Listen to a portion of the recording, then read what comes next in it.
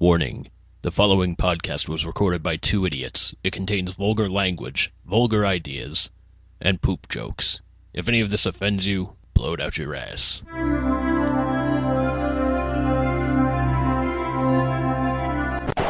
Son of a bitch bastard! Let's start this again, shall we?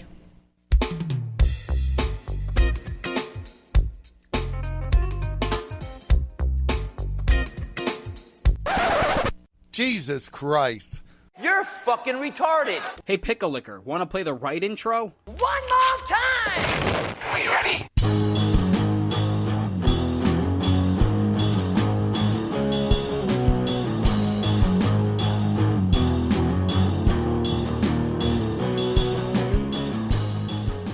Welcome to another episode of Let Us Cast. I'm Andrew. With me, as always, Bruce. Hey, how's it going? It's going good, man. It's going good. Good. Things are finally coming up Millhouse in that sense. Coming up Millhouse? Yeah.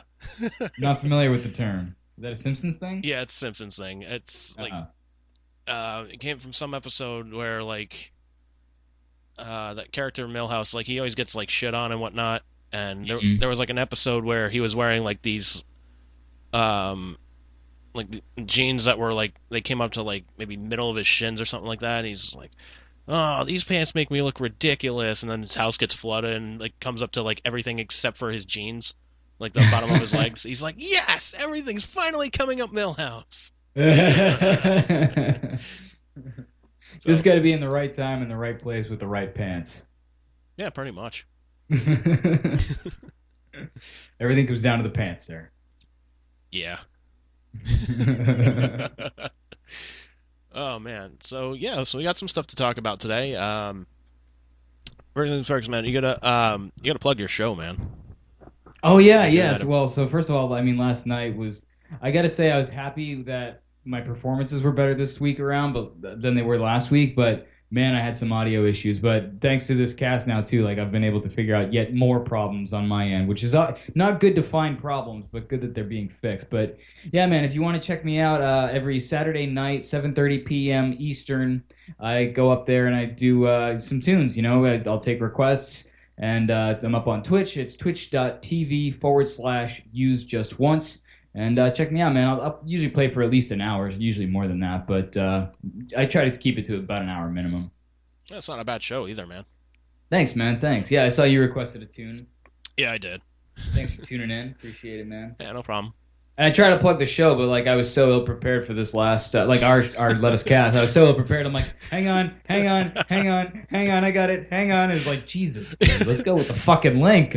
And you're like, yeah, we do it. Meanwhile, you're already telling people like what it's about and shit, and I'm like, oh man, I suck. I almost sent you a text message like, yeah, way to sell the show, pal. You're like, you got this? No, I don't. You're part of the show. Like we've talked about this. You know what the fuck we're doing most of the time. My horse is sick. God damn it, Bruce! With the fucking horse. God damn it, Bruce! You're nothing but an egg-sucking dog.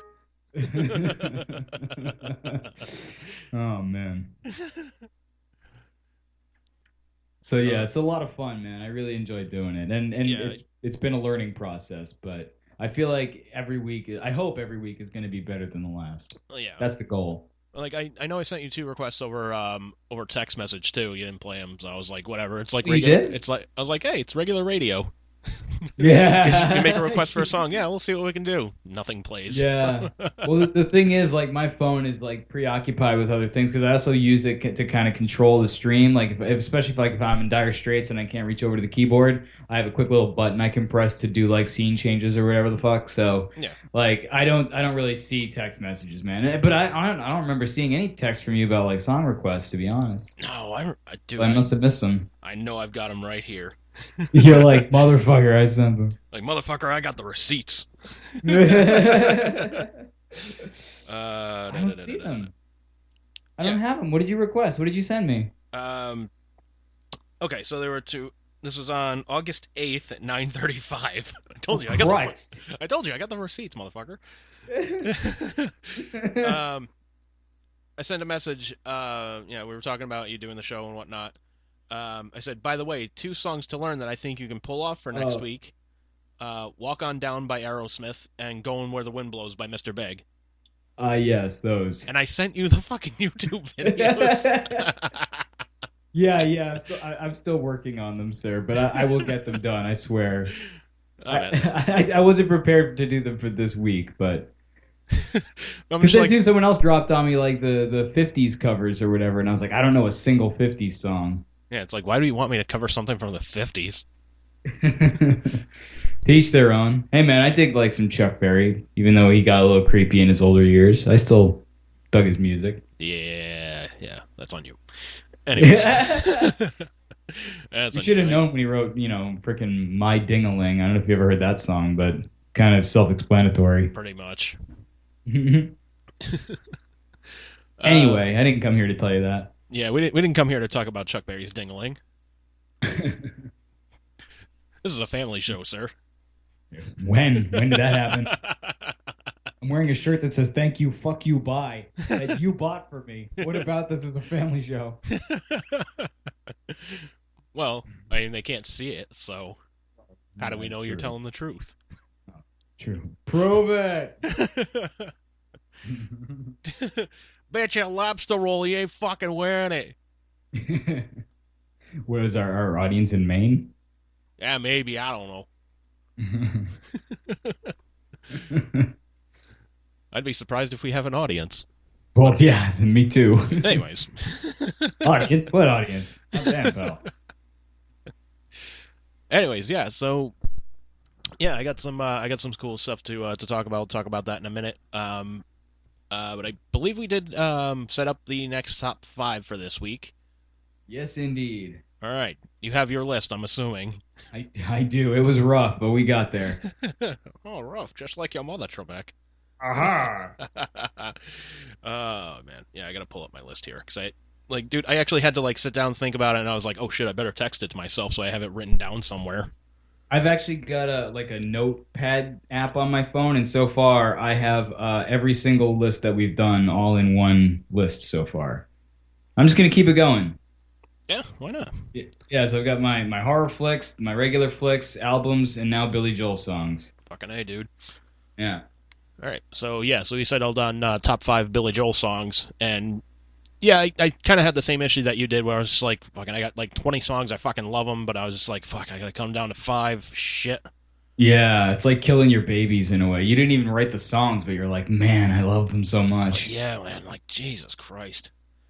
Plus, too, I don't know about for you, but I think about the various live concerts that you've seen, like him at Shea Stadium, and yep. Fucking all that shit, and so even if you're not a fan of Pressure, for example, isn't a song that I'm blown away by, but there was a live performance that he did, I think it was at Shea, that I really, really enjoyed, and it's so for that reason I really dig Pressure. So yeah. You know what I mean? Things like that kind of stick out. Yeah, man, and I mean I'm telling you right now, and there's not. I'm trying to think how many of them were actually hits, bona fide fucking hits. I think all of them on my list had a music video except for one, I think. Oh, cool. But anyways, I don't know about music videos on my list, honestly. I don't. Well, no, there's I know Billy Joel songs. One did. But yeah, so we should probably just jump right into that though. Let's do it. All right. So what do you got for number 5? Number 5, The Longest Time. Nice. Yeah, it's just a great little, I don't know, his harmonies and everything. What I like about him is how he writes so many different styles. That's another reason why it's so hard to choose, is because it's you're sort of picking which styles you like best too at the same time. So yeah, I like that, kind of an old timey kind of sounding song. Yeah, I dig that song too, man. It's a really good song. I don't know where on my list of favorite Billy Joel songs that would appear, but it's definitely a good one. Number 5, I got Matter of Trust. Nice. Yes, love that song. Yeah. Such a it's very Springsteen-ish as far as musical tone and whatnot. But just the meaning of the song in the sense of it talks about okay, now this relationship is out of that honeymoon period and whatnot. We need to move on to the next step, which is we need to have this trust in each other. Mm-hmm. So that always kind of rang with me, especially after fucking high school and whatnot. Fucking. Anyways, I hope she's happy. I hope she's healthy. I hope she's above ground, whatever have you. But I don't care to see her anymore. Anyways, that one was in my honorable mentions. Nice. Because that was one I battled with, and I was like, man, that one really should make my list, but it ultimately didn't make my cut, man. Fuck, man, you had an honorable mention. I have a feeling that like our list, like if you combine them, will be like the top 10, probably our top 10 is what I'm guessing. Yeah. But shit, man, you had an honorable mention. I did, yeah. I had a couple. I had 3. Well, that was one of them. I know one other one was honesty, but I forget the other one.